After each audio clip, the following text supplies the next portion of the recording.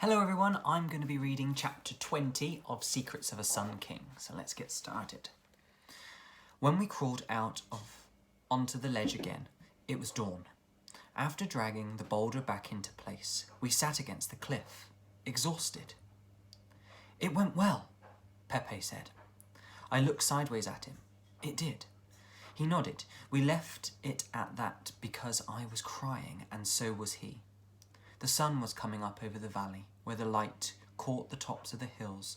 The rock looked almost pink. Everything else was in shadow. The road twisting along the valley floor, the boulders that marked the way. I'd never seen a view more beautiful or more empty. I wiped my eyes. Now at last, the curse should be broken. We could start hoping for better, happier things. I fancied a moment just to sit and take it all in. I was so tired, but it was a good tiredness, like Nefertiti on a winter's evening, curled up in front of the fire.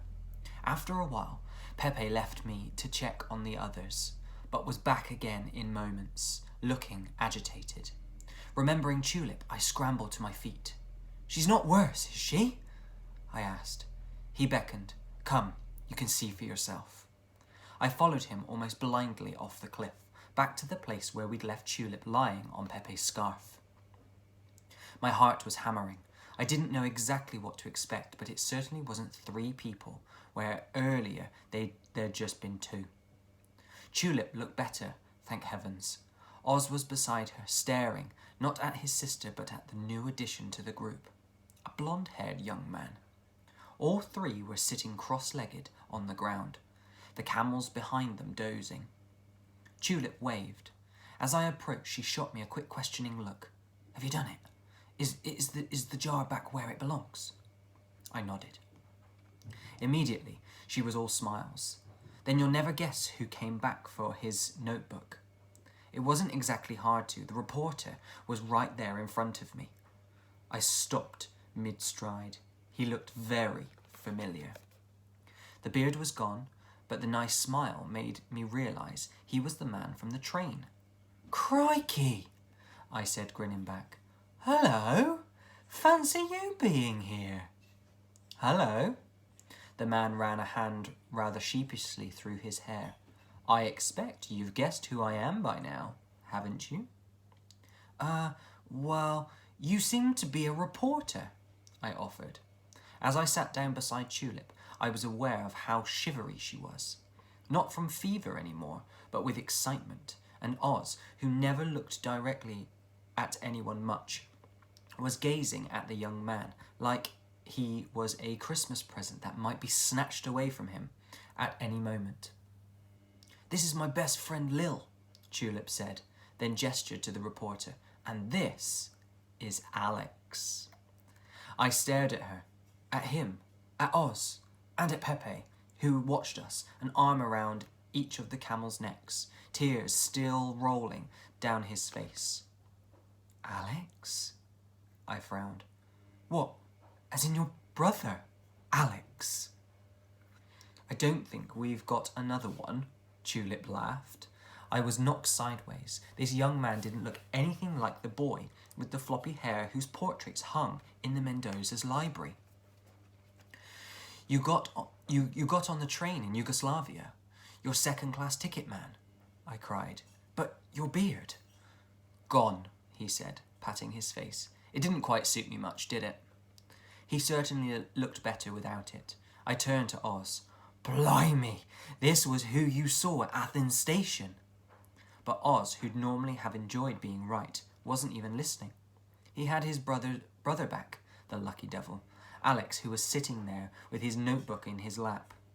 "So you're a reporter?" I said again, because it hadn't all sunk in. "I'm afraid I am," Alex admitted. "I write for the Washington Post. I was sent by—" "Mr. Pemberton," I finished. It all began to make sense. "You're here to replace the man who had the motorcar accident in Italy." "That's it," Alex nodded. I was still confused. Where had he been since the war? Everyone in Tulip's family thought he was dead, but it wasn't my place to ask. I was learning this too. Sometimes people only told you things, difficult things, when they were ready to do so. Well, you know your mother's going to eat you for breakfast, don't you? I remarked. Oz looked very worried. Tulip laughed fondly. I'm certainly going to get a proper telling off, and I probably deserve it, Alex agreed. I think we're all in for one of those, I pointed out. But you being here, I mean, it's incredible. And it was, though it didn't quite sink in that such a better, happier thing had happened already. All I could do was burst into a fresh bout of tears. Mrs. Mendoza was waiting for us with a face like thunder. I've just reported you all missing to the local police, she cried as we arrived back at the houseboat. Tulip, what on earth has happened to your leg? It's better than it was last night, Tulip told her. When Mrs. Mendoza saw Alex, the leg was forgotten. Yet she didn't come any closer. Maybe she didn't believe this person really was her son. Or maybe she was angry. We all stood on deck, not knowing what to say or do. The silence was agony. Alex, meanwhile, grew paler by the second. Here, Tulip offered him a seat. As he sank into it, he settled himself protectively at his feet. Oz moved his chair to sit next to his brother, the bond between them obvious. I felt glad for them, I really did, but this was family business. I was an outsider looking on. Theirs was a team I wasn't part of. In broad daylight, Alex's scars were more vivid. His hair tumbled forwards into his eyes once or twice, which made me think maybe he didn't look so different from the boy in the portraits after all. He was, suppose, rather handsome. He also seemed very lost. Might we have some tea and toast, Mamma? I'm starving, Tulip suggested. Mrs. Mendoza went very white and very red. You can't just walk in and expect breakfast. She looked pretty scary, to be honest. Tulip seemed to recognise the look too. She looped her arms tighter around Alex's ankles. The war ended, Alex. They told us you were missing, believed dead. Mrs. Mendoza's voice was dangerously quiet. Alex wiped his hands on his trousers. Even from where I was sitting, I could see how much he was shaking. I was in a hospital in France, Mamma. This scar on my face, he touched it. Shrapnel. I couldn't speak, feed myself, or remember anything for months. I didn't know who I was. I wished Mrs. Mendoza would go to him and hug him, but all she did was close her eyes for a moment. Why didn't you come home when you were recovered? She asked in the same tight, quiet voice. Come home for what? Alex asked. Look at me, Mamma. I can't even hold a cup of tea without spilling it. Mrs. Mendoza gritted her teeth. We thought you were dead. Everyone, even the War Office, thought you were dead. Alex was crying. I couldn't come home to you in pieces, Mamma. You'd have been so disappointed. Disappointed? Mrs. Mendoza looked shocked. You've never disappointed me, ever. I thought of all the silver cups on the library shelves, the place at Oxford. Alex's spectacular future was all mapped out for him. That's exactly it, don't you see? Alex said. I'm not your dazzling boy anymore. I've seen terrible things, seen chaps who I've shared lunch with die half an hour later. The war changed me. A lump grew in my throat as I thought of my dad. The war probably changed him too, though he'd never have said so much out loud. But hearing Alex give words and feelings to the sadness helped me understand a little better why Alex rarely smiled. Mrs. Mendoza, though, wasn't moved. Do you think you're the only person in the world who suffered? All those wives who lost husbands, all those children without fathers, mothers without sons. She almost spat the last word. And those men who did come home, disfigured, injured, out of their minds. Do you think they found it easy, do you? Alex shook his head. I lost 2 tiny babies before you came along, she told him. You were my blessing, and then 4 years ago I thought I'd lost you too. It was getting harder to listen. Everything they were saying made me think of my parents, especially that Sunday afternoon in St. Mary's churchyard. My mum had lost a baby.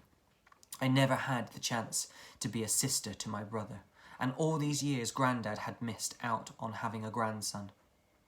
In my family, it wasn't the dead people who were mourned, it was the living one. We'd never got to know. I'm sorry, Alex held up his hand. But the longer I stayed away, the harder it got to come back. When Mrs. Mendoza stepped towards her son, I honestly thought she was going to hit him. She didn't. She hugged him at last. It was a fierce, bone-crushing embrace, and anyone could see how much she meant it. Afterwards, we did have tea and toast. Where have you been all this time, Alex? Said Mrs. Mendoza, adding sugar to our tea. Now her anger had eased a bit. She looked completely dazed. America, mostly. I gave up on history. He smiled wryly. I'd had enough of dead people. I wanted to be a writer like you, Mama. I thought it would help me make sense of the world. Her face softened a little. And why are you here now? Did you track us down, or is it mere coincidence? A little of both, he said, taking a deep breath. You see, I followed in your footsteps. I work for the Washington Post. I braced myself as Mrs. Mendoza froze mid-sip of tea. Nervously, Alex hurried on. When my colleague had an accident, I was sent to cover his terrific story. It was my first big break. I leapt at the chance, of course. More than anything, I wanted to do it to impress you. Don't you see? You? Mrs. Mendoza nearly choked. Mr. Pemberton sent you? Oh, Lordy, Tulip muttered under her breath. Here we go. I winced. It was all about to come out. Our cover-ups, the misunderstandings about who'd sent which telegram and when. We'd also booked tickets under someone else's account. In amongst that lot, we'd probably done something rather criminal. Yet the great unravelling of more secrets didn't come, at least not then. Mrs. Mendoza was too stunned to say anything, and Alex, now he'd started, couldn't stop. I'd heard rumours of tensions between Mr. Carter and the locals here, though not much has been said in the papers about that so far. Back home, they're making him sound like a hero, I agreed. Exactly, Alex nodded vigorously. I followed him last night, when we took off into the desert. He and Lord Carnarvon were up to no good, I'm sure of it, but they were on donkeys and I was on foot, so by the time I caught up with them, I'd missed the real action. It's a possible story lead, Mrs. Mendoza admitted, but you'd need to have all the details to write about it. I put down my teacup. We were there, I said. I saw it happen up close. What do you want to know?